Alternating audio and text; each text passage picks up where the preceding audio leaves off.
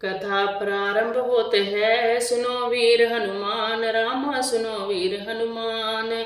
आसन लीजिए प्रेम का, विराजी कृपा निधान, सियावर राम जय जय राम, मेरे प्रभु राम सीताराम। बोलिए सियापति रामचंद्र महाराज की जय, बोलिए पवन सुत हनुमान जी की जय, बोलिए कार्तिक महात्म्य की जय।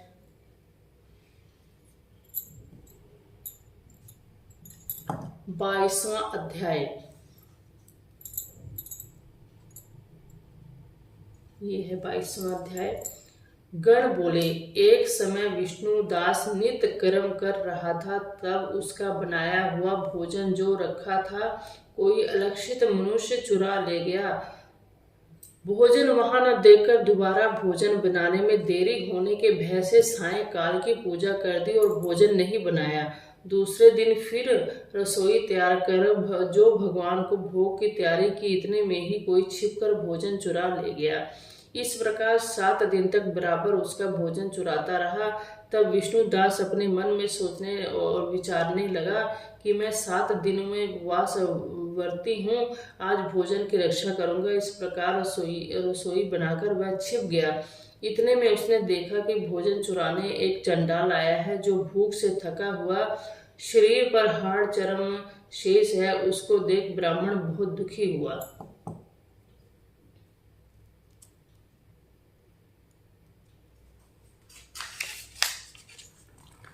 उस अन्न को ले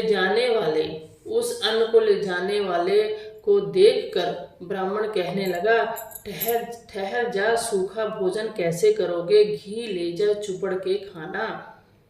ऐसे कहते हुए उसके पीछे दौड़ा, मूर्छित होकर गिर पड़ा। वह ब्राह्मण चंडाल को मूर्छित देखकर अपने वस्त्र से हवा करने लगा।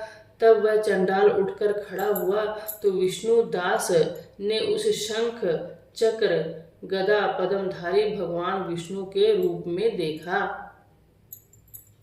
चंडाल को, जो चंडाल का रूप धारण किए थे, वे विष्णु भगवान ही थे।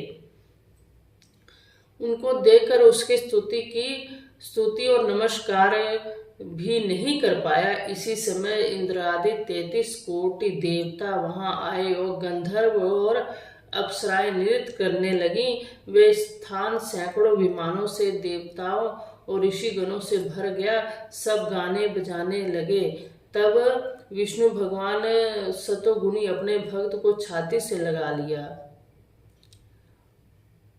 लगाकर अपनी समान रूपता दे उसे बैकुंठ ले गए। सुंदर विमान में बैठे हुए विष्णु के समीप जाते हुए ब्राह्मण को दीक्षा युक्त चोल राजा ने देखा। बैकुंठ लोक को जाते हुए विष्णुदास को देखकर अपने गुरु मृदगल को बुलाकर चोल राजा बोला, जिससे चिढ़कर मैंने यज्ञ दान किया, वही विष्णु रूप धारण करके ब्राह्मण बैकुंठ को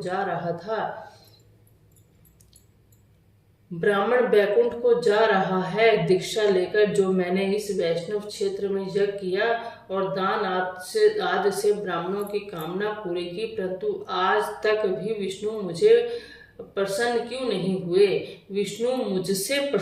नहीं हुए। ब्राह्मण की भक्ति से ही प्रसन्न होकर भगवान ने उसको साक्षात दर्शन दिया।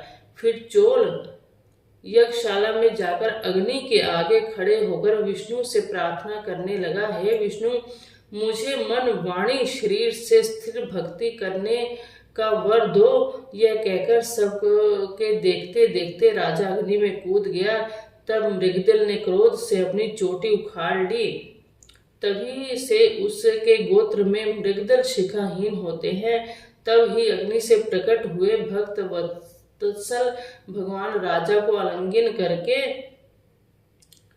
सुंदर विमान में चढ़ा लिया और अपना स्वरूप देकर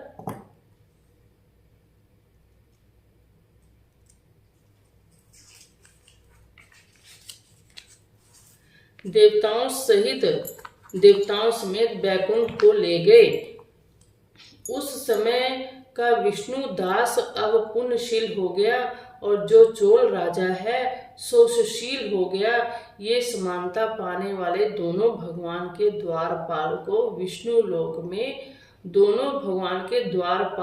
विष्णु लोक में वास करने लगे। कथा समाप्त होते है, सुनो वीर हनुमान, रामा सुनो वीर हनुमान। राम लखन सिय जानकी, सदा करे कल्याण। सियावर राम जय जय राम, मेरे प्रभु राम सीताराम। बोलिए सियापति रामचंद्र महाराज की जय। बोलिए पवन सुत हनुमान जी की जय। बोलिए कार्तिक महात्म्य की जय। बोलिए विष्णु भगवान की जय। बोलिए सभी देव देवी देवताओं की जय।